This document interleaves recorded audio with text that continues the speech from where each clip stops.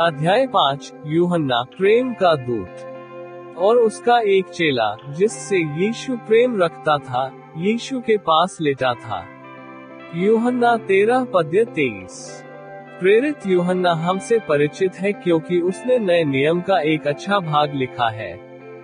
वह एक सुसमाचार और अपने नाम की 3 पत्रियों के साथ साथ प्रकाशित वाक्य की पुस्तक का मानवीय लेखक था। लूका और प्रेरित पौलुस के अलावा यूहन्ना ने किसी भी अन्य मानवीय लेखक की तुलना में नए नियम को अधिक लिखा। इसलिए लेखन उनके व्यक्तित्व और चरित्र के बारे में विवरण से भरा है।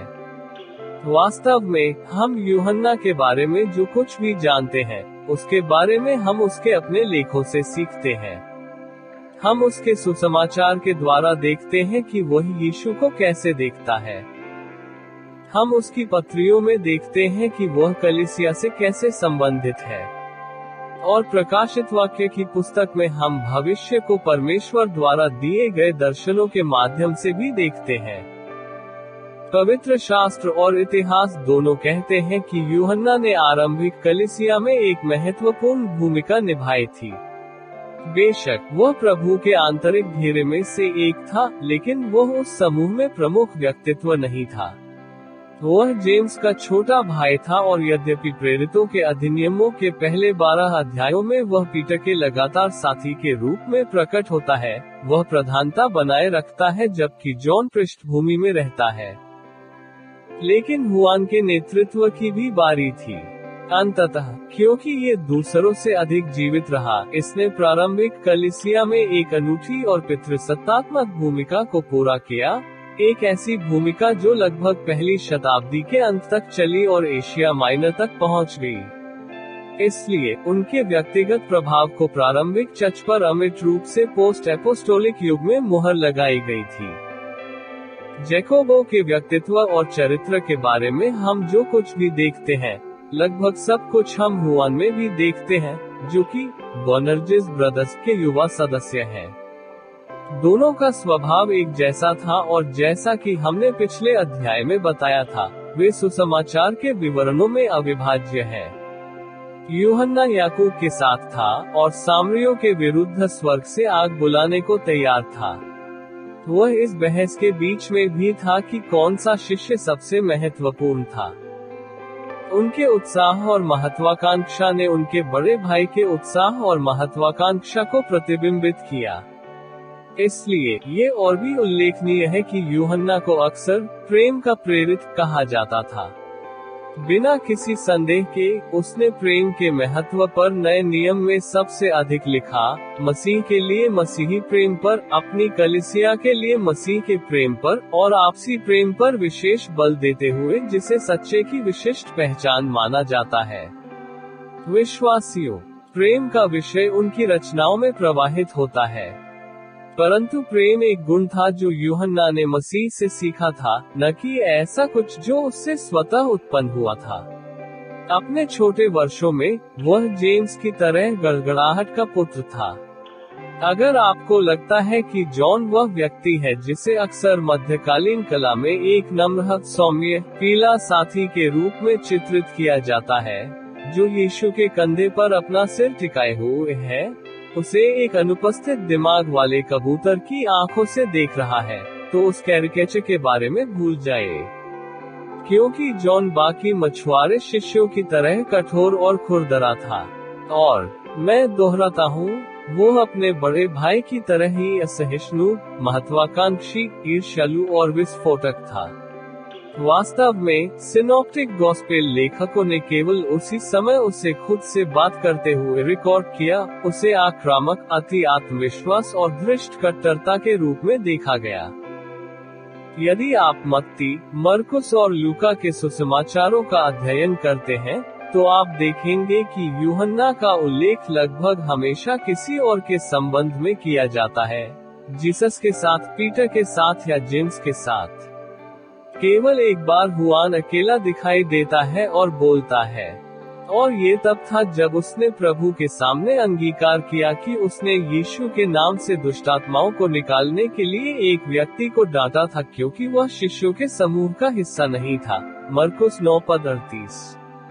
हम इस प्रकरण की जांच बाद में करेंगे। इस प्रकार सुसमाचारों से यह स्पष्ट है कि जॉन पुरुषों के सबसे सांप्रदायिक, असहिष्णु, अमित्र, लापरवाह और अभेद्य व्यवहार करने में सक्षम था।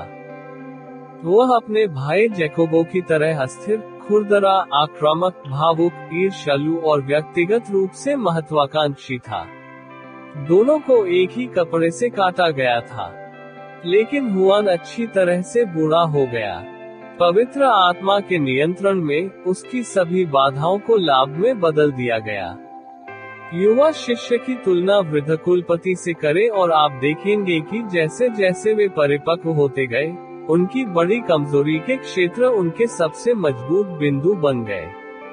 वह इस बात का एक भयानक उदाहरण है कि जब हम मसीह में बढ़ते हैं तो हमारे साथ क्या हो सकता है, जिससे प्रभु की शक्ति हमारी कमजोरियों में सिद्ध हो जाती है। आज जब हम प्रेरित यूहन्ना के बारे में सोचते हैं तो हम अक्सर एक बुजुर्ग प्रेरित को कोमल हृदय के साथ चित्रित करते हैं। पहली शताब्दी के अंत के करीब चर्च के बड़े और महत्वपूर्ण नेता के रूप में उन्हें मसीह के प्रति समर्पण और हर जगह संतों के लिए उनके महान प्रेम के लिए सार्वभौमिक रूप से प्यार और सम्मान दिया गया था। प्रेम का प्रेरित उपनाम अर्जित करने का ठीक यही कारण है। जैसा कि हम देखेंगे, तथापि सत्य के लिए यूहन्ना के जुनून पर प्रेम हावी नहीं हुआ, बल्कि इसने उसे वह संतुलन दिया जिसकी उसे जरूरत थी। अपने जीवन के अंत तक उन्होंने परमेश्वर के सत्य के लिए एक गहरा और स्थायी प्रेम बनाए रखा और अंत तक इसकी घोषणा करने में लगे रहे। सच्चाई के लिए यूहन्ना के उत्साह ने उसके लेखन को आकार दिया। नए नियम के सभी लेखकों में वह अपनी सोच में सबसे निश्चित है। सोचो और निरपेक्ष रूप से लिखो, पेटेंट तथ्यों से निपटे, उसके लिए सब कुछ तय है। उनके शिक्षण में बहुत से ग्रीक क्षेत्र नहीं है क्योंकि वह चीजों को निरपेक्ष, विरोधी भाषा में रखते हैं। उदाहरण के लिए अपने सुसमाचार में वह अंधकार के विरुद्ध प्रकाश, मृत्यु के विरुद्ध जीवन, बुराई के राज्य के विरुद्ध परमेश्वर का राज्य, शैतान के बच्चों के विरुद्ध परमेश्वर की संतान, दुष्टों के न्याय के विरुद्ध न्याय का न्याय करता है। निंदा के पुनरुत्थान के खिलाफ जीवन का पुनरुत्थान, मसीह को अस्वीकार करने के खिलाफ मसीह को स्वीकार करना, बांझपन के खिलाफ फल, अवज्ञा के खिलाफ आज्ञाकारिता और नफरत के खिलाफ प्यार। वह सत्य को निरपेक्षता और विपरीतता में उजागर करना पसंद करता है। वह एक स्पष्ट रेखा खींचने की जरूरत को समझते हैं। उनके पत्रों में भी यही दृष्टिकोण देखा जाता है। ये हमें बताता है कि हम प्रकाश में चलते हैं या हम अंधेरे में रहते हैं। यदि हम परमेश्वर से जन्मे हैं तो हम पाप नहीं करते। वास्तव में हम पाप नहीं कर सकते। यूहन्ना 3:9 का पहला अक्षर। या तो हम परमेश्वर के हैं या हम संसार के हैं। यूहन्ना 4:4 और 5 का पहला अक्षर।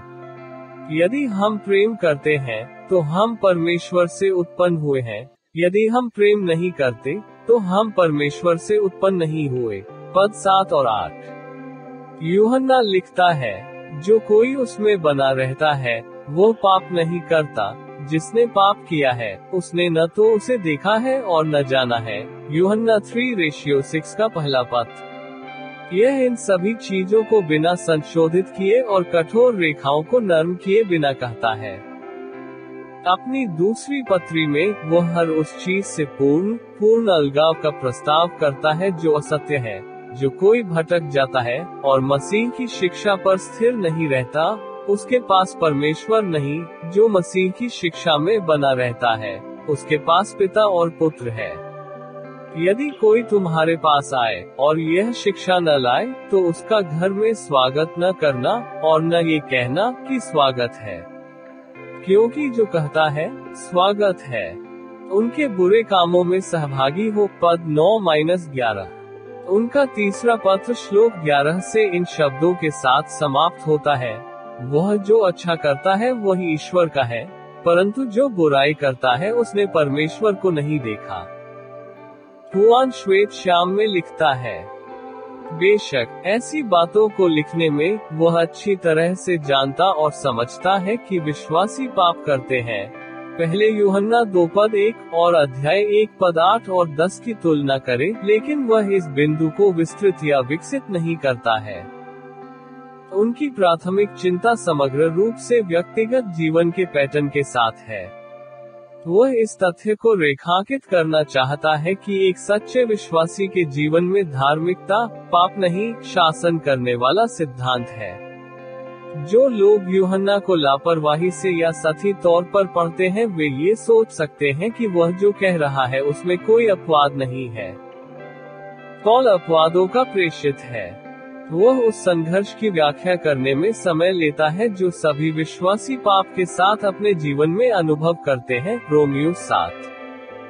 जबकि पौल ये भी पुष्टि करता है कि जो लोग भगवान से पैदा हुए हैं वे जीवन शैली के रूप में आदतन पाप में जारी नहीं रहते हैं, रोमियो 6:6 और 7। फिर भी वह पहचानता है कि हमें अपने अंगों में पाप के अवशेषों के साथ युद्ध जारी रखना चाहिए।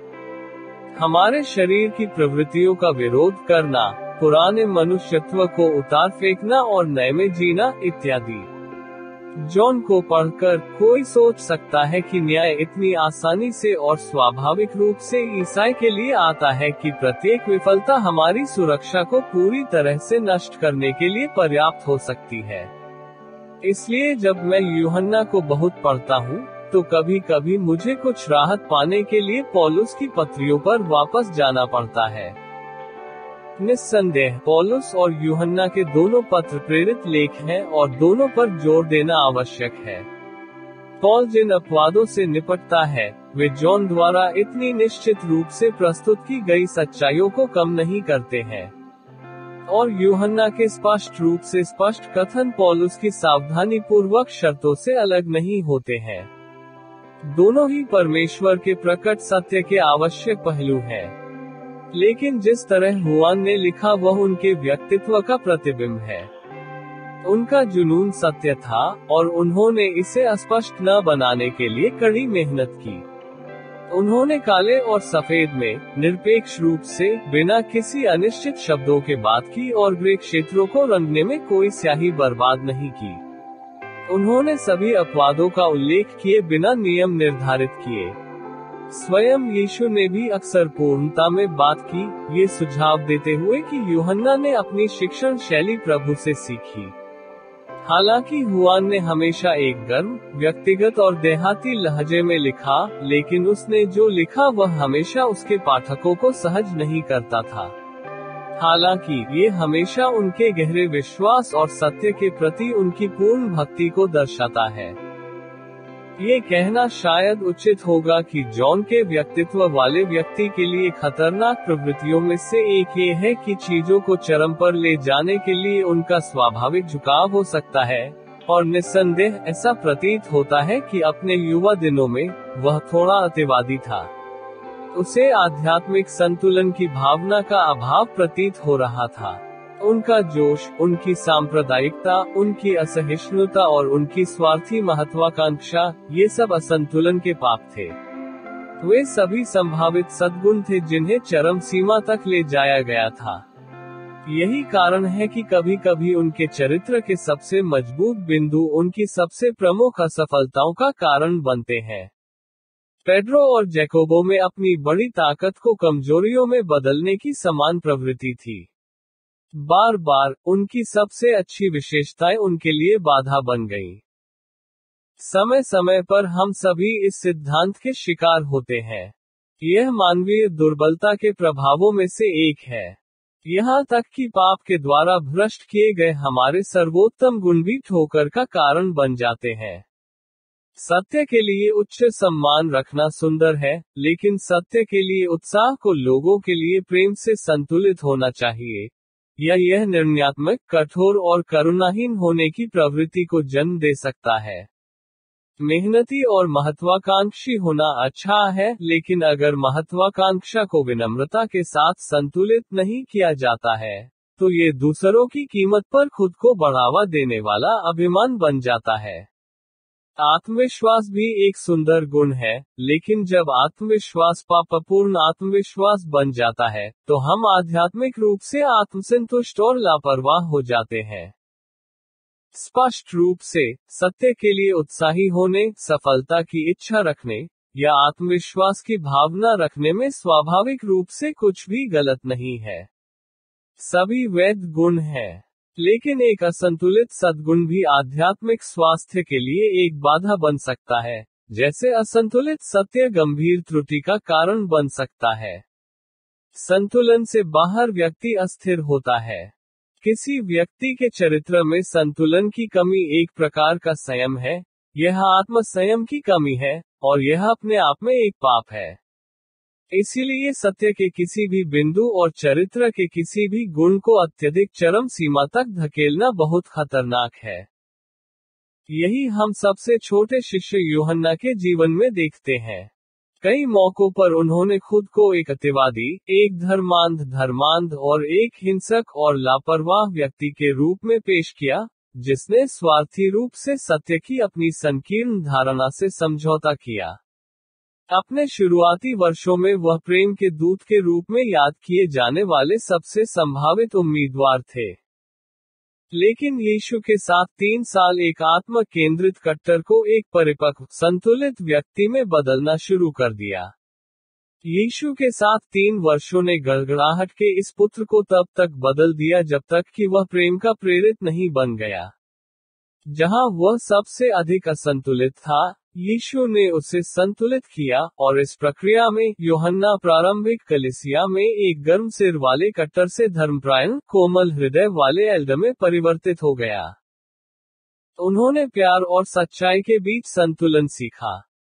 ऐसा प्रतीत होता है कि यूहन्ना ने अपने जीवन के बहुत पहले ही सत्य के सामने समर्पण कर दिया था।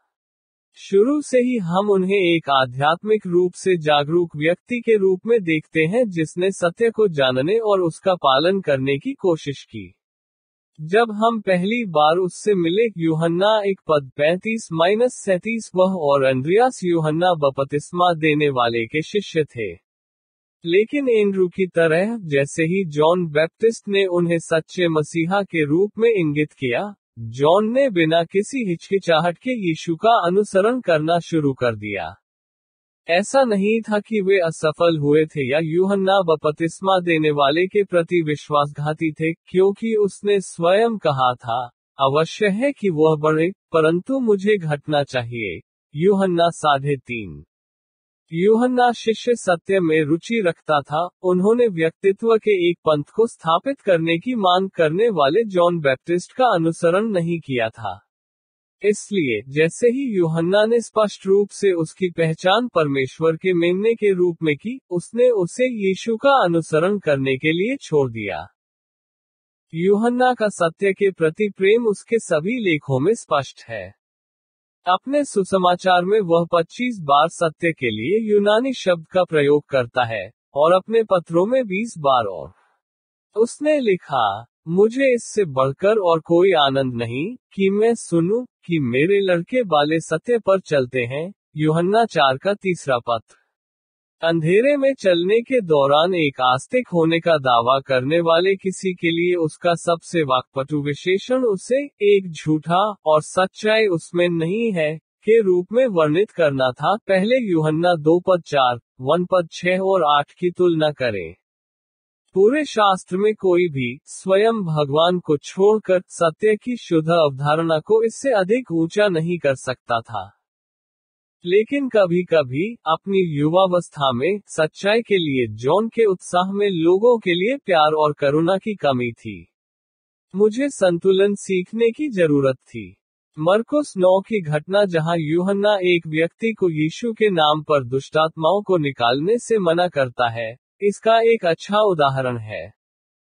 फिर से, सिनॉप्टिक गोस्पेल्स में यह एकमात्र स्थान है जहां जॉन कार्य करता है और अपने चरित्र के एक महत्वपूर्ण पहलू को प्रकट करते हुए खुद से बात करता है। हम यहाँ याकूब के बिना और पतरस के बिना यूहन्ना के एक दुर्लभ पहलू को देखते हैं, जो स्वयं के लिए बोल रहा है। यह असली जॉन है। यही घटना ल्यूक 9 में दर्ज की गई है। इससे ठीक पहले ल्यूक ने सामरियों के गांव में उस घटना का वर्णन किया, जब जेम्स और जॉन स्वर्ग से आग को नीचे बुलाना चाहते थे। दोनों अवसरों की समानता हड़ताली है। दोनों ही मामलों में हुआन घृणित असहिष्णुता, अभिजात वर्ग और लोगों के लिए वास्तविक प्रेम की कमी प्रदर्शित करता है। सामरियों के साथ हुई घटना में याकूब और यूहन्ना ने उद्धार न पाए हुओं के लिए प्रेम की कमी दिखाई। यहाँ यूहन्ना एक संगी विश्वासी के प्रति समान प्रकार की प्रेमहीन भावना का दोषी है। उसने मनुष्य को यीशु के नाम पर सेवा करने से मना किया, क्योंकि वह हमारे पीछे नहीं आया। मरकुस 9:38 क्योंकि वह आधिकारिक रूप से समूह का सदस्य नहीं था। घटना यीशु के रूपांतरण के तुरंत बाद घटी। पहाड़ की चोटी पर वह शानदार अनुभव केवल 3 आंतरिक घेरे पीटर, जेम्स और जॉन द्वारा देखा गया, वास्तव में उसी अध्याय में बाद में क्या होता है, इसके लिए संदर्भ निर्धारित करता है। हमेशा की तरह यह महत्वपूर्ण है कि हम संदर्भ को समझें। मरकुस 9:1 में यीशु अपने शिष्यों से कहता है, मैं तुमसे सच कहता हूँ कि जो यहाँ हैं, उनमें से कितने ऐसे हैं कि जब तक परमेश्वर के राज्य को सामर्थ्य सहित आता हुआ न देख लेंगे, तब तक मृत्यु का स्वाद न चखेंगे। अवश्य ही, ये शिष्यों को एक प्रतिज्ञा की तरह लग रहा होगा कि सहस्राब्दी राज्य उनके जीवित रहते ही आ जाएगा। और आज भी, अंतिम शिष्य की मृत्यु के 1900 से अधिक वर्षों के बाद भी, हम पृथ्वी पर सहस्राब्दी राज्य की स्थापना की प्रतीक्षा कर रहे हैं। तो फिर, यीशु का वादा क्या था? इसके तुरंत बाद क्या हुआ? इस प्रश्न का उत्तर स्पष्ट रूप से देता है। यीशु उन्हें आने वाले आकर्षणों का पूर्व स्वाद देने का वादा कर रहा था। उनमें से 3 को दिव्य महिमा का एक शानदार पूर्वावलोकन देखने का सौभाग्य प्राप्त होगा। वे आने वाले राज्य की महिमा और शक्ति को देखेंगे। ये यीशु के वादे के 1 हफ्ते से भी कम समय था कि उनमें से कुछ राज्य को शक्ति के साथ देखेंगे। 6 दिन के बाद यीशु ने पतरस, याकूब और यूहन्ना को साथ लिया, और उन्हें एकांत में किसी ऊंचे पहाड़ पर ले गया, और उनके सामने उसका रूपांतर हुआ। पद 2। यीशु ने उन तीनों को लिया जिन पर उसने सबसे अधिक भरोसा किया, अपने शिष्यों और करीबी दोस्तों को, और उन्हें एक पहाड़ पर ले गया, जहां उसने उनकी मानवीय स्थिति का पर्दा वापस खींच दिया ताकि परमेश्वर की महिमा, या शकीना, हिब्रू में अनुवादित सनातन परमेश्वर की प्रकृति का सार, प्रभावशाली तेज से चमकेगा। उसके कपड़े चमकीले, बहुत सफेद, बर्फ की तरह सफेद हो गए, इतने सफेद कि पृथ्वी पर कोई धोबी उन्हें इतना सफेद नहीं कर सकता। पद 3। मत्ती कहता है कि जो कुछ उन्होंने देखा वह इतना विस्मयकारी था कि चेले मुंह के बल गिर पड़े। मत्ती 17:6। पृथ्वी पर किसी ने भी कुछ समान अनुभव नहीं किया था, क्योंकि मूसा ने एक चट्टान की दरार में शरण लेने के बाद परमेश्वर की पीठ को देखा था ताकि उसकी महिमा पूरी तरह से न देख सके। निर्गमन 33:20-23। निस्संदेह यह एक पारलौकिक अनुभव था, कुछ ऐसा जिसकी शिष्यों ने कभी कल्पना भी नहीं की थी। और मानो इतना ही काफी नहीं था, जो मूसा के साथ यीशु से बातें कर रहे थे, उन्हें एलिय्याह दिखाई दिया। मरकुस 9:4। छंद 6 के अनुसार, शिष्य इतने डरे हुए थे कि उन्हें पता ही नहीं चला कि वे किस बारे में बात कर रहे थे। पीटर, उसके एक विशिष्ट प्रकोप में, वैसे भी बोला, और कहा, मास्टर, ये हमारे लिए अच्छा है कि हम यहाँ हैं, और हम 3 झोपड़ियां बनाएं। एक तेरे लिए थे, एक मूसा के लिए थे, और एक एलिय्याह के लिए थे। आयत 5। निश्चित रूप से पतरस ने एलिय्याह और मूसा द्वारा इन प्रकटीकरणों को राज्य के उद्घाटन का संकेत माना और इसे स्थायी बनाने के लिए उत्सुक था। वो ये भी प्रतीत होता है कि गलती से यह सोच रहा था कि उन तीनों ने समानों की एक त्रिमूर्ति का गठन किया था, यह महसूस न करते हुए कि मसीह वह था जिसे मूसा और एलिय्याह ने चुना था, जिससे वह उनसे श्रेष्ठ बन गया। इसलिए ठीक उसी समय जब वह अभी भी बोल ही रहा था, मत्ती 17:5 एक बादल आया जिसने उन्हें ढक लिया, और बादल से एक आवाज आई, यह मेरा प्रिय पुत्र है, उसकी सुनो। मरकुस 9:7। वस्तुतः ये वही शब्द थे जो यीशु के बपतिस्मा के समय स्वर्ग से उतरे थे। मरकुस 1:11। पेड्रो, जैकोबो और हुआन के लिए यह एक अद्भुत अनुभव था। उन्हें एक अनूठा विशेषाधिकार दिया जा रहा था, जो छुटकारे के इतिहास में अद्वितीय है। परंतु मरकुस 9:9 कहता है, और जब वे पहाड़ से उतरे तो यीशु ने उन्हें चिताया कि जो कुछ हमने देखा है उसे किसी से न कहना, केवल उस समय के जब मनुष्य का पुत्र मरे हुओं में से जी उठे। क्या आप सोच सकते हैं कि उनके लिए ये कितना मुश्किल रहा होगा? उन्होंने सबसे अविश्वसनीय चीज देखी थी जिसे कोई भी देख सकता था, लेकिन उन्हें इसे किसी के साथ साझा करने की अनुमति नहीं थी। निस्संदेह यह एक भयानक प्रतिबंध था। आखिरकार, शिष्य और विशेष रूप से ये तीनों लगातार इस बात पर बहस कर रहे थे कि उनमें सबसे बड़ा कौन है। ऐसा लगता है कि मामला उनके विचारों से कभी दूर नहीं था, और वे इसका प्रमाण कुछ ही आयतों के बाद मरकुस के वर्णन में देने वाले हैं। इसलिए उनके लिए यह बेहद मुश्किल रहा होगा कि वे इस अनुभव को अपने मामलों के तर्क के रूप में इस्तेमाल नहीं कर पाए। संभवतः पहाड़ से नीचे उतरते समय वे अन्य शिष्यों से कहना चाहते होंगे, क्या आप जानना चाहते हैं कि हमने क्या देखा? हम वहां पहाड़ पर थे जब आप कल्पना कर सकते हैं कि हमें कौन दिखाई दिया।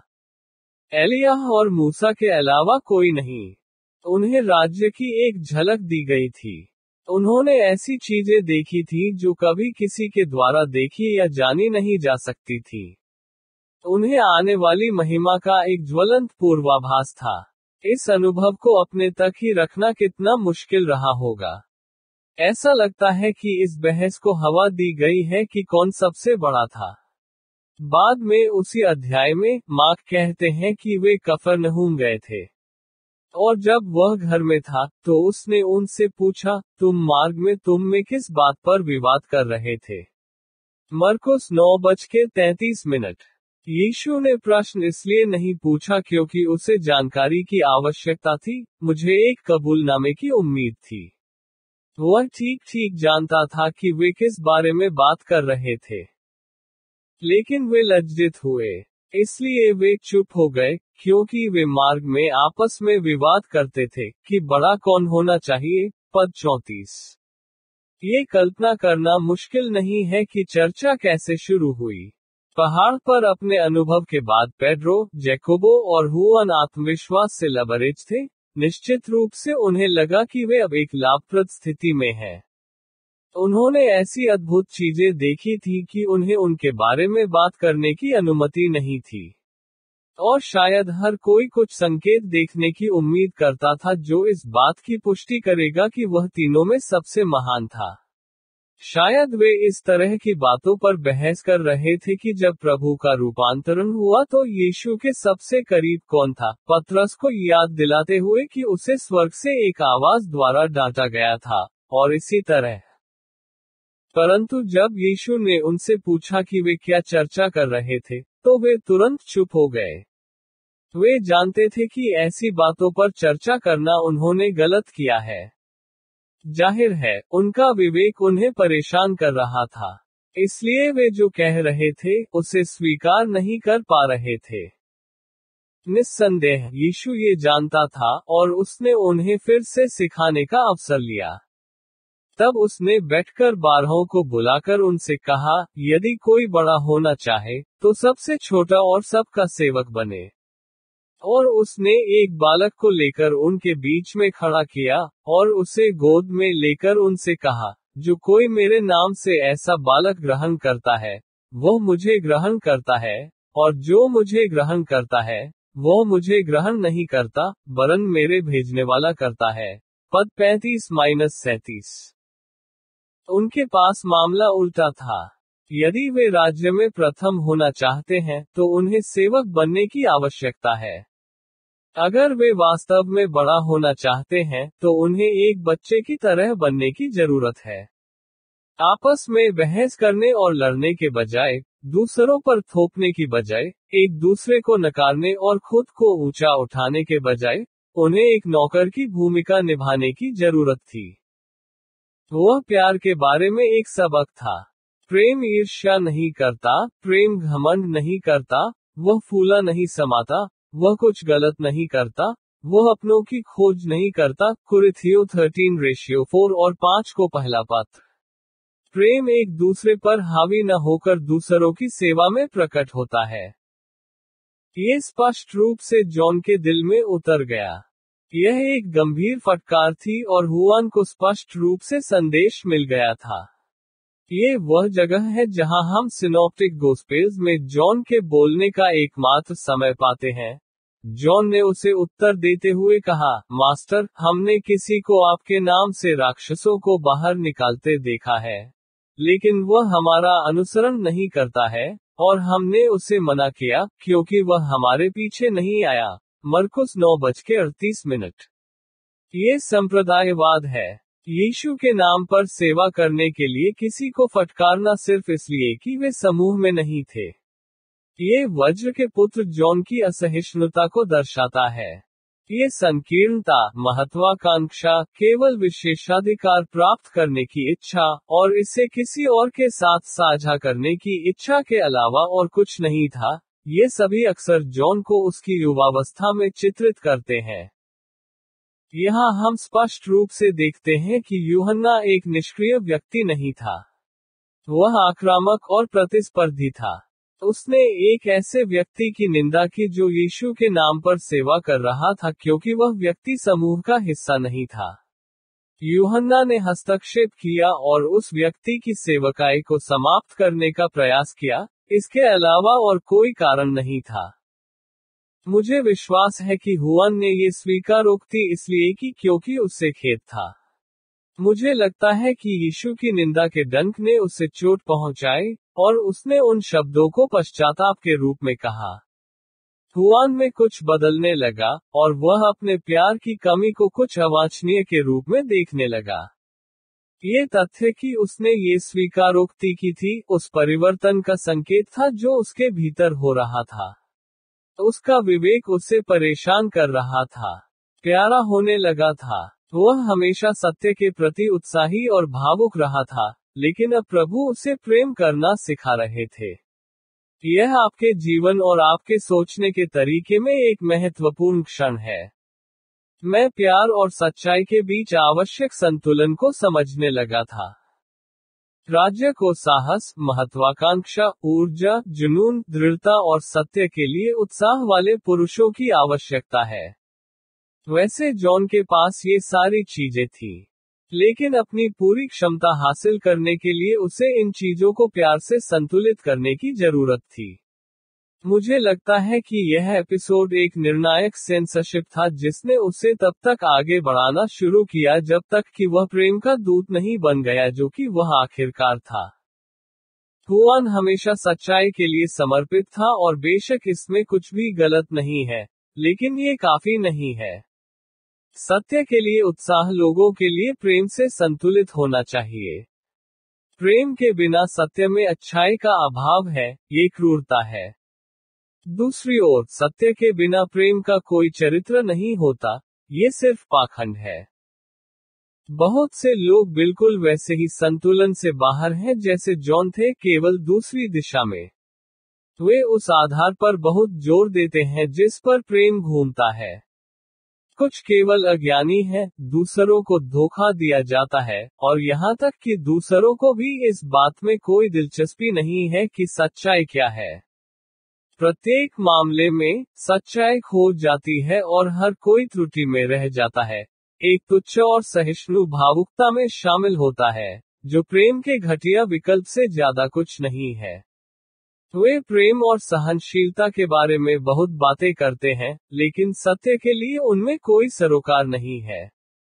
इसलिए, जिस प्रेम की वे बात करते हैं, वह भी कलंकित, दूषित प्रेम है। सच्चा प्रेम अन्याय से आनंदित नहीं होता, परंतु सत्य से आनंदित होता है। कुरिन्थियों 13:6 को पहला पत्र। दूसरी ओर, ऐसे कई लोग हैं जिनके पास सही धर्मशास्त्र है, सिद्धांत को जानते हैं, लेकिन उनमें प्रेम की कमी है और वे डींगे मारते हैं। उनके लिए सत्य में ठंडे, कठोर और अनाकर्षक तथ्य होते हैं। उनके प्रेम की कमी उस सत्य की शक्ति को पनगु बना देती है जिसका वे आदर करने का दावा करते हैं। वास्तव में पवित्र व्यक्ति को दोनों गुणों को समान अनुपात में विकसित करना चाहिए। यदि आप अपने पवित्रीकरण में कुछ चाहते हैं, तो यह चाहते हैं। यदि आप आध्यात्मिक क्षेत्र में कुछ खोज रहे हैं, तो सत्य और प्रेम के पूर्ण संतुलन की तलाश करें। सच्चाई को जानो और प्यार में उसका साथ दो। एफेसियों 4 में प्रेरित पौलुस सच्चाई और प्रेम के बीच इस संतुलन को आत्मिक परिपक्वता के शिखर के रूप में वर्णित करता है। वह मसीह की परिपूर्णता के कद के माप के बारे में लिखता है। वचन 13। वह पूर्ण परिपक्वता की बात कर रहा है, पूर्ण मसीह के समान होने की। इस प्रकार वह उस लक्ष्य का उदाहरण देता है जिसकी ओर हमें जाना चाहिए, ताकि प्रेम में सत्य के पीछे चलते हुए हम सब बातों में उसमें जो सिर है, अर्थात मसीह में बढ़ते जाएं। पद 15। मसीह की समानता को साझा करने का यही अर्थ है। वह सत्य की पूर्ण अभिव्यक्ति और प्रेम की पूर्ण अभिव्यक्ति है। वह हमारे आदर्श है। सत्य और प्रेम दोनों को प्रकट करना केवल एक परिपक्व विश्वासी में ही संभव है जो मसीह की परिपूर्णता के स्तर तक बढ़ गया है। सच्ची आध्यात्मिक परिपक्वता को इसी तरह परिभाषित किया जाता है। वह व्यक्ति जो प्रामाणिक रूप से मसीह के समान है, सत्य को जानता है और इसे प्रेम से बोलता है। सत्य को जानो जैसे मसीह ने प्रकट किया है और प्रेम करो जैसे मसीह प्रेम करता है। एक परिपक्व प्रेरित के रूप में, यूहन्ना ने सबक अच्छी तरह सीखा। उनका छोटा दूसरा पत्र इस बात का ज्वलंत प्रमाण प्रस्तुत करता है कि उन्होंने सत्य और प्रेम के दोहरे गुणों को कितनी अच्छी तरह संतुलित किया। उस पूरी पत्री में, यूहन्ना बार बार प्रेम और सत्य की अवधारणाओं को जोड़ता है। वह लिखता है, चुनी हुई महिला और उसके बच्चों के लिए, जिनसे मैं वास्तव में प्यार करता हूँ। पद 1। वह कहता है, मैं बहुत आनंदित हुआ क्योंकि मैंने तुम्हारे कुछ बच्चों को सत्य पर चलते हुए पाया। पद 4। और फिर पत्री का पहला आधा भाग उन्हें प्रेम में चलने के लिए प्रोत्साहित करते हुए व्यतीत करता है। यह उन्हें नई आज्ञा की याद दिलाता है, जो वास्तव में नई नहीं है, बल्कि उस आज्ञा की पुष्टि करती है जिसे हमने शुरू से सुना है, कि हम एक दूसरे से प्रेम रखें। पद 5। इस प्रकार, इस छोटे पत्र का पहला भाग प्रेम के बारे में है। इस महिला और उसके बच्चों को न केवल सच्चाई में चलने के लिए प्रोत्साहित करें, बल्कि यह भी याद रखें कि परमेश्वर की व्यवस्था का सार और सार प्रेम है। इसलिए प्रेम से बड़ा कोई सत्य नहीं है। दोनों अविभाज्य हैं। आखिरकार, पहली बड़ी आज्ञा यह है, तू अपने परमेश्वर यहोवा से अपने सारे मन से, और अपने सारे प्राण से, और अपनी सारी बुद्धि से प्रेम रखना। मत्ती रात के 10:37। और दूसरा समान है, तू अपने पड़ोसी से अपने समान प्रेम रख। वचन 39। दूसरे शब्दों में, अंततः प्रेम ही वास्तविक सत्य है। परंतु यूहन्ना पत्र के दूसरे भाग में प्रेम पर उस बल को संतुलित करता है जब वह इस स्त्री से आग्रह करता है कि वह सत्य को कमजोर करने वाले झूठे शिक्षकों को स्वीकार करके और उन्हें आशीष देकर अपने प्रेम से समझौता न करे। सच्चा प्यार एक मधुर भावना नहीं है जो सत्य की उपेक्षा करता है और सब कुछ सहन करता है। कई धोखेबाज दुनिया में चले गए हैं, जो यह नहीं मानते हैं कि यीशु मसीह मांस में आया था। जो ऐसा करता है वह झूठा और मसीह विरोधी है। अपने विषय में चौकस रहो, ऐसा न हो कि तुम अपनी मेहनत का फल खो दो, परंतु पूरा प्रतिफल पाओ। जो कोई भटक जाता है, और मसीह की शिक्षा में बना नहीं रहता, उसके पास परमेश्वर नहीं। जो मसीह की शिक्षा में बना रहता है, उसके पास पिता और पुत्र है।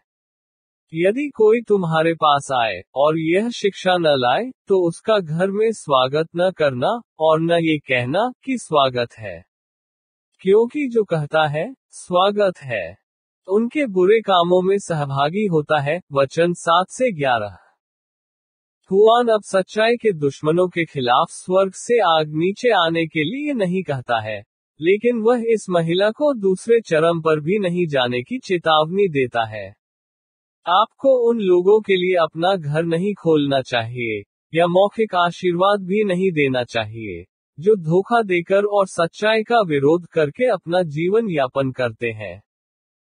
निस्संदेह प्रेरित इस स्त्री को दूसरों के साथ बुरा व्यवहार करने या कठोर व्यवहार करने की सलाह नहीं दे रहा है। हमें कहा गया है कि जो हमसे घृणा करते हैं उनका भला करें, उनसे प्रेम करें जो हमसे घृणा करते हैं, जो हमें शाप देते हैं उन्हें आशीर्वाद दें, और जो हमसे दुर्व्यवहार करते हैं उनके लिए प्रार्थना करें। लूका 6:27 और 28। परंतु ये कि हमारे शत्रुओं के लिए हमारी आशीष उन झूठे शिक्षकों को प्रोत्साहित करने और उनकी सहायता करने के लिए नहीं आती है जो सुसमाचार को भ्रष्ट करते हैं। प्रेम और सत्य को पूर्ण संतुलन में रखना चाहिए। प्रेम के नाम पर सत्य को कभी नहीं छोड़ना चाहिए, न ही सत्य के नाम पर प्रेम को नीचा दिखाना चाहिए। यूहन्ना ने यीशु से यही सीखा और उसे वह संतुलन दिया जिसकी उसे सख्त आवश्यकता थी। उन्होंने महत्वाकांक्षा और विनम्रता के बीच संतुलन सीखा। अपनी युवावस्था में हुआन के पास अपने लिए महत्वाकांक्षी योजनाएं थी। प्रभाव की इच्छा रखना या सफलता की इच्छा रखना स्वाभाविक रूप से गलत नहीं है, लेकिन स्वार्थी इरादे रखना बुरा है, जैसा कि जॉन ने स्पष्ट रूप से किया था। और विनम्र हुए बिना महत्वाकांक्षी होना विशेष रूप से गलत है। यहाँ एक और महत्वपूर्ण संतुलन है जिस पर हमला किया जाना चाहिए, अन्यथा गुण जो एक दोष बन जाता है। विनम्रता के बिना महत्वाकांक्षा स्वार्थ या भव्यता का भ्रम भी है। मरकुस 10 में, उस घटना के बाद का एक अध्याय जहां यूहन्ना एक ऐसे व्यक्ति की निंदा करता है जो यीशु के नाम में सेवकाई कर रहा था, हम मरकुस का वर्णन पाते हैं कि कैसे याकूब और यूहन्ना ने यीशु से राज्य में उसके दाएं और बाएं बैठने के अनुरोध के साथ संपर्क किया। विडंबना यह है कि यीशु ने विनम्रता के महत्व को सिर्फ दोहराया था। मरकुस 10:31 में, यीशु उनसे कहता है, बहुत से जो पहले हैं वे पिछले होंगे, और जो पिछले हैं वे पहले होंगे। याद रखें, वस्तुतः ये वही कथन था जिसने मरकुस 9 में यूहन्ना के अंगीकार को प्रेरित किया। वहाँ यीशु ने एक बच्चे को लिया और विनम्रता में एक वस्तु सबक के रूप में उनके बीच में ये कहते हुए रखा, यदि कोई पहले होना चाहता है, तो वह सबसे छोटा और सबका सेवक होगा। मार्क 9 कविता 35। यीशु बस उसी पाठ को दोहरा रहा था जो उसने उन्हें विनम्रता के बारे में बार बार सिखाया था। हालांकि कुछ ही आयतों के बाद अध्याय 10:35-37 मरकुस कहता है कि याकूब और यूहन्ना वरीयता के सिंहासन के लिए दुर्भाग्यपूर्ण अनुरोध के साथ यीशु के पास आए। प्रेरित जेम्स के हमारे अध्ययन में, हमने इस घटना के मैथ्यू के खाते को देखा और सीखा कि जेम्स और जॉन ने वास्तव में उनके लिए मध्यस्थता करने में अपनी मां के समर्थन को सूचीबद्ध किया था। यहाँ हमें पता चलता है कि वे गुप्त रूप से इस अनुग्रह की खोज कर रहे थे, क्योंकि अन्य शिष्यों को इसके बारे में अनुरोध की प्रस्तुति के बाद ही पता चला। पद 41। यीशु ने दीनता के बारे में जो बहुत सी चेतावनियां दी, उनके बाद इन भाइयों का अनुरोध एक आश्चर्यजनक दुस्साहस के रूप में प्रकट होता है। यह उनमें सच्ची विनम्रता की जबरदस्त कमी को प्रकट करता है। हम फिर कहते हैं कि महत्वाकांक्षा में कुछ भी गलत नहीं है। वास्तव में, राज्य में यीशु के बगल में बैठने की याकूब और यूहन्ना की इच्छा में स्वाभाविक रूप से कुछ भी गलत नहीं था। वही कौन नहीं चाहेगा? निश्चय ही अन्य शिष्य भी यही चाहते थे, इसलिए वे याकूब और यूहन्ना से परेशान थे। यीशु ने उन्हें उस इच्छा के लिए डांट नहीं दिया। उसकी गलती ये थी कि वह पद पाने के योग्य बनने की इच्छा नहीं रखता था। उनकी महत्वाकांक्षा विनम्रता से संयमित नहीं थी। और यीशु ने बार बार यह स्पष्ट किया था कि राज्य में सर्वोच्च पद पृथ्वी पर सबसे विनम्र संतों के लिए आरक्षित है। पद 42 और 45 में उसकी प्रतिक्रिया पर ध्यान दें, परंतु यीशु ने उन्हें बुलाकर उनसे कहा, तुम जानते हो कि जो अन्यजातियों के हाकिम ठहराए जाते हैं, वे उन पर प्रभुता करते हैं, और उनमें जो बड़े हैं, वे उन पर अधिकार जताते हैं। परंतु तुम में ऐसा नहीं होगा, परंतु जो कोई तुम में बड़ा होना चाहे वह तुम्हारा सेवक बने, और जो तुम में प्रधान होना चाहे वह सबका सेवक बने। क्योंकि मनुष्य का पुत्र सेवा करवाने नहीं, परंतु सेवा करने और बहुतों की छुड़ौती के लिए अपना प्राण देने आया है। जो महान बनना चाहते हैं उन्हें पहले विनम्र होना सीखना चाहिए। यीशु स्वयं सच्ची विनम्रता की पूर्णता थे। इसके अलावा, उसका राज्य विनम्र सेवा द्वारा चलाया जाता है, न कि राजनीति, स्थिति, शक्ति या प्रभुत्व द्वारा। ये यीशु की बात थी जब उन्होंने बच्चे को शिष्यों के बीच में रखा और उनसे कहा कि सच्चे विश्वासी को एक बच्चे की तरह होना चाहिए। एक और मौके पर, उसने उनसे ये भी कहा, जो कोई अपने आप को बड़ा बनाएगा, वह छोटा किया जाएगा, और जो अपने आप को छोटा बनाएगा, वह ऊंचा किया जाएगा। लूका शाम के 6:14। इससे पहले भी उसने उनसे कहा था, जब कोई तुम्हें ब्याह में बुलाए, तो पहले बैठ न जाना, कहीं ऐसा न हो कि वह तुमसे किसी बड़े को निमंत्रित करे, और जिसने तुम्हें और आने वाले को निमंत्रित किया हो, वह कह दे, इसे जगह दे, और फिर आप शर्म के साथ अंतिम स्थान पर कब्जा करने लगते हैं। परंतु जब तुझे न्योता दिया जाए, तो सबसे अंत में जा बैठ, कि जब तुझे नेवता देने वाला आए, तो तुझसे कहे, हे मित्र, आगे बढ़कर बैठ, तब तेरे संग बैठने वालों के सामने तेरी बड़ाई होगी। क्योंकि जो कोई अपने आप को बड़ा बनाएगा, वह छोटा किया जाएगा, और जो अपने आप को छोटा बनाता है, वह ऊंचा किया जाएगा। लूका 14:8-11। यीशु ने बार बार इस सत्य पर बल दिया, राज्य में बड़ा होना है तो सबका सेवक बनना पड़ेगा। ये प्रशंसनीय है कि 3 साल तक यीशु के साथ रहने के बाद भी यह सत्य शिष्यों की चेतना में कितना कम था। और उनकी पार्थिव सेवकाई की अंतिम रात में, उनमें से किसी की भी दीनता नहीं थी कि तौलिया और कटोरा लेकर सेवक का कार्य करें। यूहन्ना 13:1-17। सो स्वयं यीशु ने ये किया।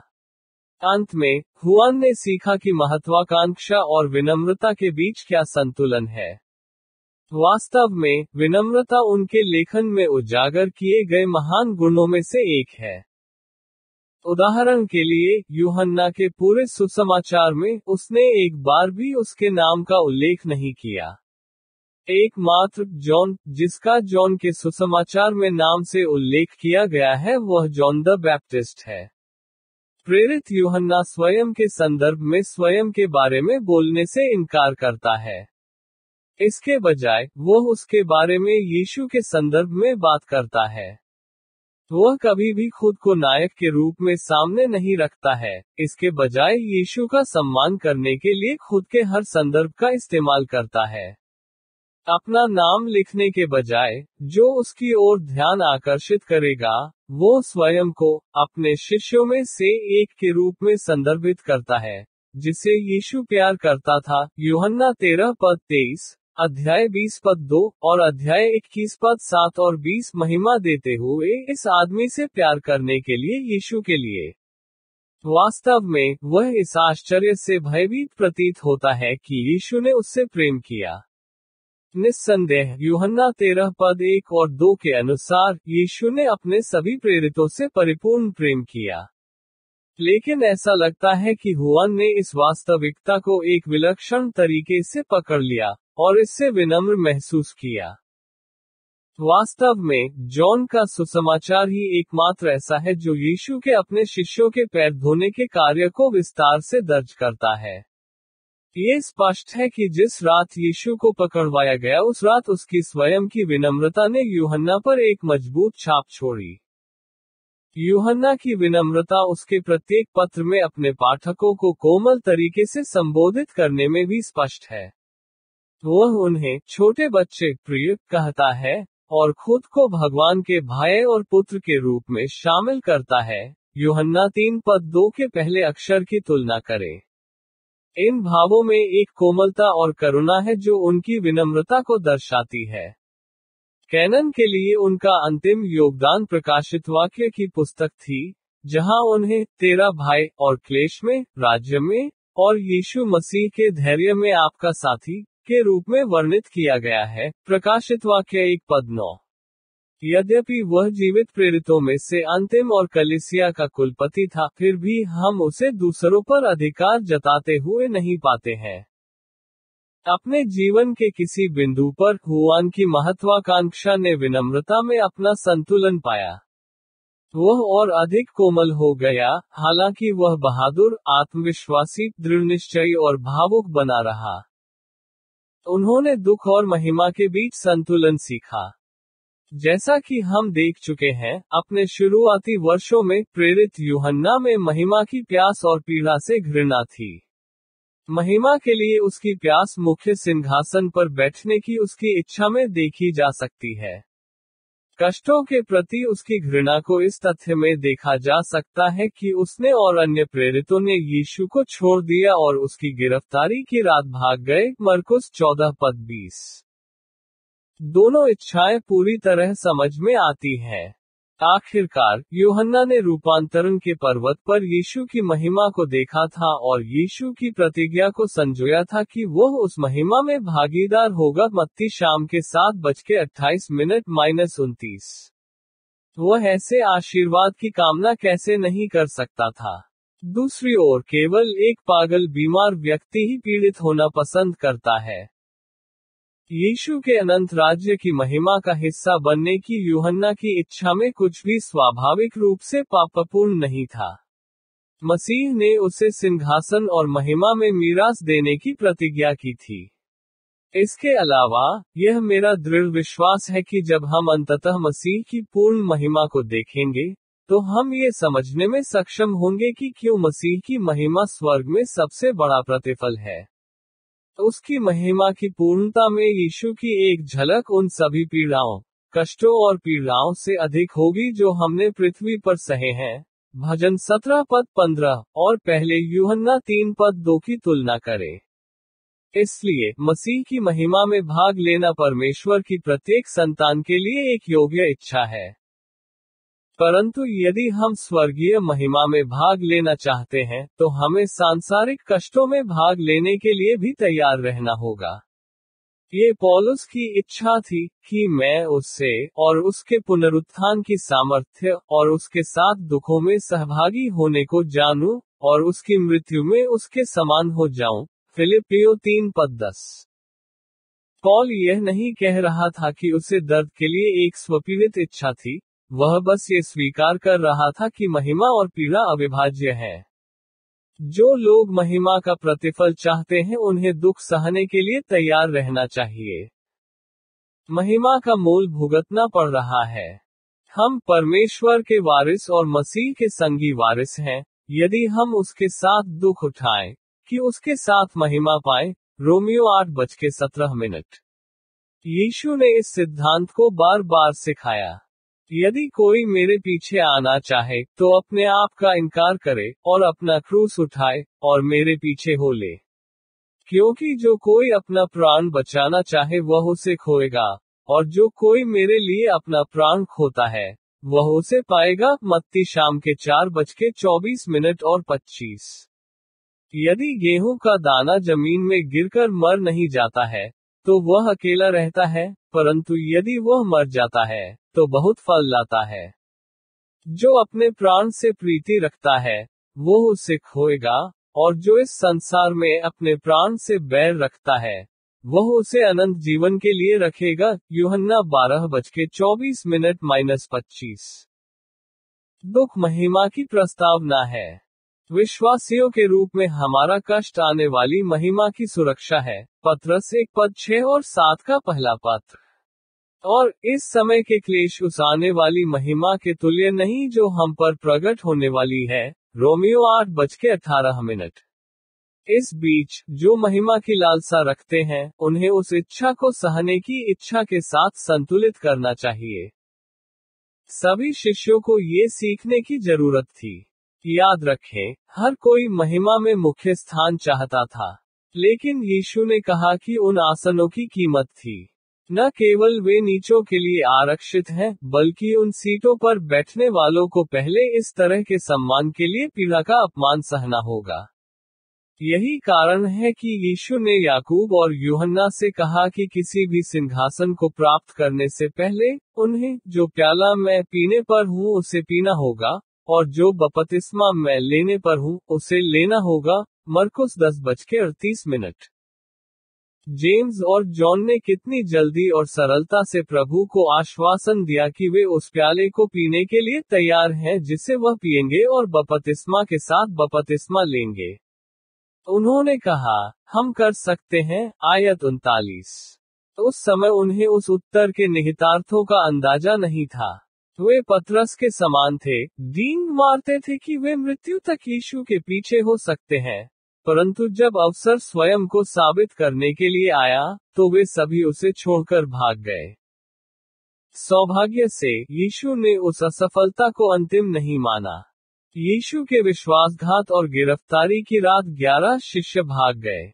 लेकिन उनमें से हर एक वापस आ गया, और उनमें से हर एक ने अंततः मसीह के नाम के लिए स्वेच्छा से दुख उठाना सीख लिया। वास्तव में, यूहन्ना को छोड़कर उन सभी ने दुख सहा और अंततः विश्वास के लिए मर गए। एक के बाद एक वे जीवन के चरम पर रहते हुए शहीद हो गए। यूहन्ना ही एकमात्र शिष्य था जो पूर्ण वृद्धावस्था तक जीवित रहा। लेकिन उन्होंने उन तरीकों का भी सामना किया जो दूसरों ने नहीं किया। लंबे समय के बाद अन्य शिष्य पहले से ही महिमा में थे। उन्होंने सांसारिक पीड़ा और उत्पीड़न को सहना जारी रखा।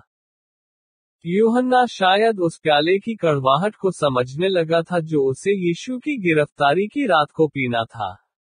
यीशु की परीक्षा के उसके वृतांत से हम जानते हैं कि वह और पतरस यीशु के पीछे महायाजक के घर तक गए। यूहन्ना शाम के 6:15। वहां यूहन्ना ने यीशु को बांधे और पिटते देखा। जहां तक हम जानते हैं, यूहन्ना एकमात्र शिष्य था जिसने यीशु को सूली पर चढ़ाते हुए देखा था। वह क्रूस के पास खड़ा था कि यीशु उसे देख सके। यूहन्ना शाम के 7:26। उसने शायद देखा होगा कि कैसे रोमी सैनिकों ने उसे काट पर कीलों से ठोक दिया था। वह वहां था जब एक सैनिक ने अंततः एक भाले से अपने प्रभु के पंजे को बे दिया। और शायद जब उसने देखा तो उसे याद आया कि वह इस बपतिस्मा के साथ बपतिस्मा लेने के लिए तैयार था। यदि ऐसा है, तो यूहन्ना को अवश्य ही यह एहसास हो गया होगा कि वह प्याला कितना भयानक था जिसे उसने इतने हल्के से पीने के लिए पेश किया था। जब जॉन के भाई जेम्स ईसाई चर्च के पहले शहीद हुए, तो जॉन ने दूसरों की तुलना में व्यक्तिगत रूप से अधिक नुकसान महसूस किया, और जैसे जैसे शिष्य एक एक करके शहीद होते गए, जॉन ने उन नुकसानों की पीड़ा और दर्द को सहा। वे लोग उसके मित्र और साथी थे। जल्द ही, वह अकेला रह गया। किसी तरह, ये सबसे दर्दनाक पीड़ा हो सकती है। प्रारंभिक कलीसियाई इतिहास के लगभग सभी विश्वसनीय स्रोत इस तथ्य की पुष्टि करते हैं कि यूहन्ना उस कलीसिया का पास्टर बन गया जिसे प्रेरित पौलुस ने इफिसुस में स्थापित किया था। वहां से, रोमन सम्राट डोमिनियन, टाइटस के भाई और उत्तराधिकारी, जो यरूशलेम को नष्ट करने वाले थे, द्वारा किए गए चर्च के महान उत्पीड़न के दौरान, जॉन को छोटे स्पोरेट्स द्वीपों में से एक, पटमोस पर एक जेल समुदाय से भगा दिया गया था। आधुनिक तुर्की के पश्चिमी तट पर ईजियन सागर में दक्षिण या डोडेकेनी। वह एक गुफा में रहता था और वहीं पर उसने रहस्योद्घाटन की पुस्तक में वर्णित सर्वनाश के दर्शन प्राप्त किए और लिखे। प्रकाशित वाक्य 1:9 की तुलना करें। मैं उस गुफा में गया हूं जिसमें माना जाता है कि जॉन रहता था और जिसमें माना जाता है कि उसने सर्वनाश लिखा था। यह एक बुजुर्ग व्यक्ति के लिए विशेष रूप से दुर्गम स्थान है। वह उन लोगों से अलग हो गया था जिन्हें वह प्यार करता था। क्रूर व्यवहार किया गया था। जैसे जैसे साल धीरे धीरे बीतते गए, उसे सिर के लिए एक चट्टान के साथ पत्थर के एक ब्लॉक पर सोने के लिए मजबूर किया गया। लेकिन हुआन ने दुख सहना सीख लिया। उसके किसी भी पत्र में और न ही प्रकाशित वाक्य की पुस्तक में कोई उसके कष्टों के बारे में एक भी शिकायत नहीं पा सकता है। ये ज्ञात है कि उन्होंने सर्वनाश को सबसे चरम कष्टों और अभावों के तहत लिखा था, लेकिन उनकी कठिनाइयों का बहुत कम संदर्भ देता है। उन्हें आपका भाई और क्लेश में आपका साथी, राज्य में और यीशु मसीह के धैर्य में के रूप में संदर्भित करता है। प्रकाशित वाक्य 1:9। ध्यान दें कि उसी वाक्य में जहां वह क्लेश का उल्लेख करता है, वह उस धैर्य की बात करता है जिसने उसे अच्छी आत्माओं के साथ पीड़ा सहने की अनुमति दी। उसने शांति से भविष्य की ओर देखा, उस दिन की ओर जब वह राज्य की प्रतिज्ञा की हुई महिमा में सहभागी होगा। यही सही संतुलन है और एक स्वस्थ दृष्टिकोण है। उसने स्वर्गीय महिमा की प्रत्याशा में अपने सांसारिक कष्टों से परे देखना सीख लिया था। जॉन को संदेश मिल गया था। उसने सबक सीख लिया था। उन्होंने मसीह के चरित्र को शक्तिशाली तरीके से समझा था, और वह इस बात का एक असाधारण मानवीय आदर्श बन गया कि एक धर्मी, मसीह जैसा चरित्र कैसा होना चाहिए। इसका प्रभावशाली प्रमाण क्रूस के पाद से एक उदाहरण में देखा जा सकता है। याद रखें कि यूहन्ना प्रेरितों में से केवल एक ही है जिसके बारे में बाइबल का विवरण कहता है कि वह क्रूसीकरण का चश्मदीद गवाह था। यूहन्ना स्वयं उस दृश्य का वर्णन करता है जब यीशु ने क्रूस से नीचे देखा और अपनी मां, मरियम, अपनी बहन, दूसरी मरियम, क्लियोपास की पत्नी मरियम मगदलीनी, और यूहन्ना के साथ देखा। यूहन्ना 19:25।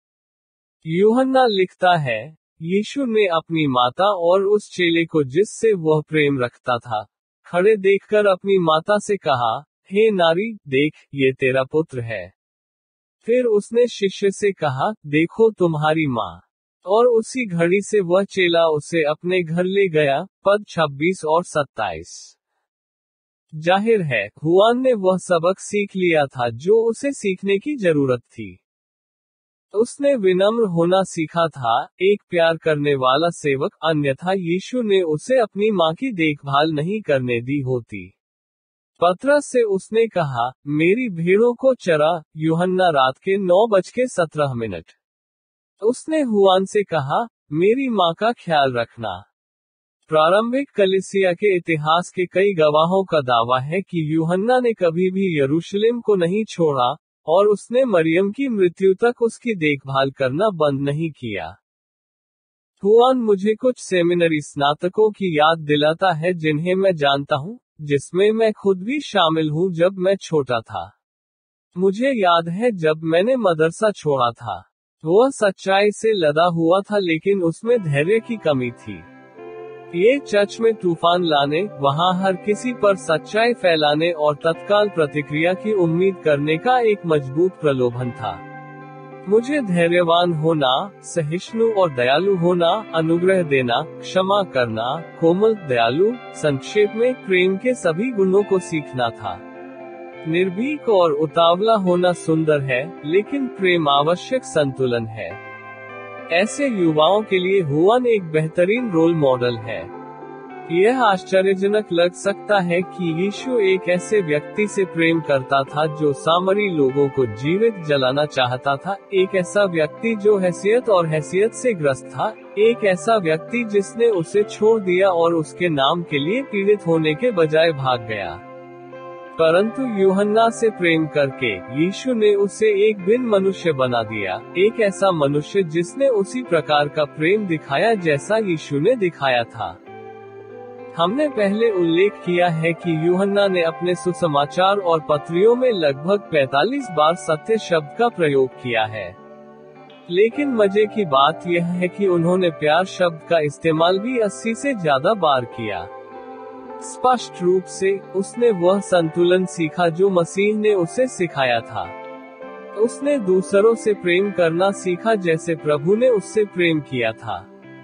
प्रेम उस सच्चाई का लंगर और केंद्र बिंदु बन गया जिसकी वह बहुत परवाह करता था। वास्तव में यूहन्ना के धर्मविज्ञान को प्रेम के धर्मविज्ञान के रूप में सर्वोत्तम रूप से वर्णित किया गया है। उसने सिखाया कि परमेश्वर प्रेम का परमेश्वर है, कि परमेश्वर ने अपने पुत्र से प्रेम किया, कि परमेश्वर ने संसार से प्रेम किया, कि परमेश्वर मसीह से प्रेम रखता है, कि मसीह अपने चेलों से प्रेम रखता है, कि मसीह के चेले उससे प्रेम रखते हैं, कि सब मनुष्य मसीह से प्रेम रखें, कि हमें एक दूसरे से प्यार करना चाहिए। और वह प्रेम व्यवस्था को पूरा करता है। यूहन्ना की शिक्षा के प्रत्येक तत्व में प्रेम एक महत्वपूर्ण हिस्सा था। यह उनके धर्मशास्त्र का प्रमुख विषय था। और फिर भी उनका प्यार कभी भी भावुकता में नहीं बदला। अपने जीवन के अंत तक हुआन सत्य का प्रबल रक्षक बना रहा। झूठ के प्रति उनकी असहिष्णुता में कोई कमी नहीं आई। अपने जीवन के अंत के करीब लिखे गए अपने पत्रों में उन्होंने ईसाई धर्म का विरोध करने वाले भ्रमों के खिलाफ, पाप के खिलाफ और अनैतिकता के खिलाफ लिखते हुए गुमराही ईसाई धर्मों की निंदा करना जारी रखा। इस अर्थ में वह अंत तक वज्र का पुत्र था। मेरा मानना है कि प्रभु जानते थे कि प्रेम का सबसे शक्तिशाली रक्षक एक ऐसा व्यक्ति होना चाहिए जिसने सत्य से कभी समझौता नहीं किया। यूहन्ना का एक और पसंदीदा शब्द था गवाही। उसने इसे लगभग 70 बार प्रयोग किया।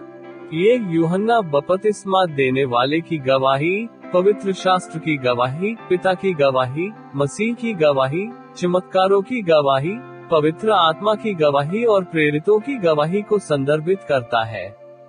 प्रत्येक मामले में ये सच्चाई के प्रशंसा पत्र थे। इस प्रकार सत्य के प्रति उनका प्रेम अटल बना रहा। वास्तव में मुझे विश्वास है कि यूहन्ना ने अपना सिर यीशु के कंधे पर रखा। यूहन्ना 13:3 न केवल इसलिए कि उसने उस शुद्ध प्रेम का आनंद लिया जो उसके प्रभु ने उसे दिया था, बल्कि इसलिए भी कि वह सच्चाई के हर शब्द को सुनना चाहता था। मसीह के मुख से निकला। जॉन की मृत्यु अधिकांश खातों के अनुसार सम्राट ट्रोजन के शासनकाल के दौरान 98 ईस्वी के आसपास हुई थी। जेरोम गलातियों पर अपनी टिप्पणी में कहता है कि वृद्ध प्रेरित यूहन्ना इफिसुस में अपने अंतिम दिनों में इतना कमजोर था कि उन्हें उसे चर्च ले जाना पड़ा। उनके होठों पर लगातार एक मुहावरा था, प्यारे बच्चों, एक दूसरे से प्यार करो। जब उनसे पूछा गया कि उन्होंने हमेशा ऐसा क्यों कहा, तो उन्होंने उत्तर दिया, ये भगवान की आज्ञा है, और यदि केवल ये किया जाता है, तो ये पर्याप्त है। इसलिए गलील के मछुआरे पीटर, एंड्रू, जेम्स और जॉन एक जबरदस्त पैमाने पर पुरुषों के मछुआरे बन गए, जो आत्माओं को चर्च में ला रहे थे। एक अर्थ में सुसमाचारों और उनके पत्रों में उनकी गवाही के माध्यम से वे अभी भी दुनिया के समुद्र में अपना जाल डाल रहे हैं। वे बड़ी संख्या में लोगों को मसीह की ओर ले जाना जारी रखते हैं। यद्यपि वे साधारण मनुष्य थे, फिर भी उनकी बुलाहट ऐसी थी जिसमें कुछ भी सामान्य नहीं था।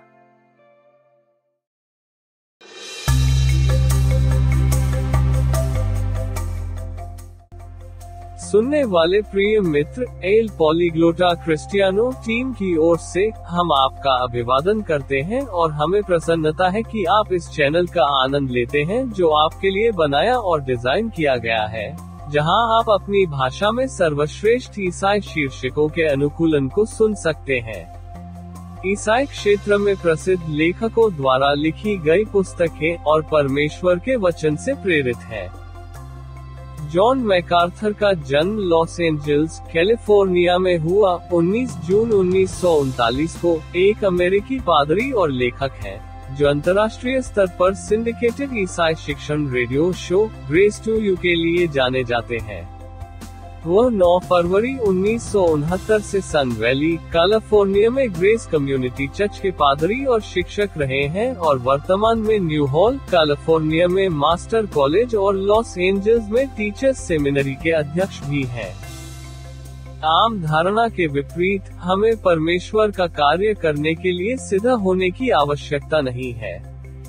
जॉन मैकार्थर उन 12 आदमियों की जांच करते हैं जिन्हें क्राइस्ट ने अपने शिष्यों के रूप में चुना और हमें ये पता लगाने में मदद करता है कि कैसे हम दूसरों को प्रभावित करने के लिए अपनी खुद की खामियों को उपयोगी उपकरणों में बदल सकते हैं। और अधिक जाने बिना 12 शिष्यों की कमजोरियों को नए नियम के पन्नों के माध्यम से हमेशा के लिए सुरक्षित रखा जाता है। यीशु ने आम लोगों को चुना, जैसे मछुआरे, कर संग्रहकर्ता, कट्टर राजनेता, और उनकी कमजोरियों को ताकत में बदल दिया, महानता को पूरी तरह से बेकार कर दिया। मैकार्थर आप जैसे आधुनिक शिष्यों के लिए पहले 12 शिष्यों के सावधानीपूर्वक प्रशिक्षण के सिद्धांतों की रूपरेखा तैयार करता है। अगले सप्ताह हम आपको 12 साधारण पुरुष नामक इस श्रृंखला के नए अध्यायों के साथ हमारा अनुसरण करने के लिए आमंत्रित करते हैं। और अगर आपको यह वीडियो और चैनल पसंद आया है, तो हम आपको लाइक और सब्सक्राइब करके हमें बढ़ने के लिए समर्थन करने के लिए प्रोत्साहित करते हैं, ताकि हम आपके लिए सबसे अच्छी सामग्री लाने के लिए काम करना जारी रख सकें। ईश्वर आपको बहुत आशीष दे।